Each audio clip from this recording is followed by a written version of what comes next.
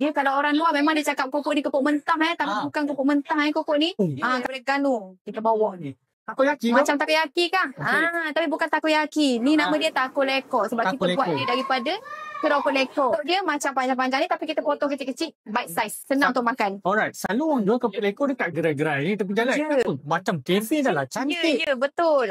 Okay, so bos kita dah ada 3 kedai dah dekat Selangor je. So kita nak bertukarkan konsep kita. Ni antara menu-menu yang kita ada lah dekat sini. Kita fokuskan dekat leko, keropok leko Dia ada keropok goreng, taco leko. Yang ni crispy leko tempura. Siapa yang suka keropok betul-betul ori Terengganu yang banyak ikan, 80% isi ikan sahaja, boleh ambil. Boleh ambil yang ni. Okey, yang ni kita salutkan dia dengan sos cheese. Yang ni spicy leko gochujang ala-ala Korea macam tu.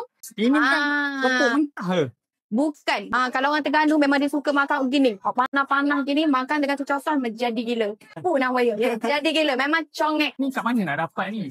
Okay, so untuk special menu sebegini, awak boleh dapatkan dekat Cafe Tok Ku sahaja. Untuk kafe kita variasikan dia. Macam nak nasi lemak pun ada, spaghetti pun ada, air frame coffee semua ada dekat sini. Ya, ada dekat sini. Eksklusif di sini sahaja lah. Eksklusif di sini sahaja. Cafe Tok Ku di Sri Rampai. Okey, waktu operasi?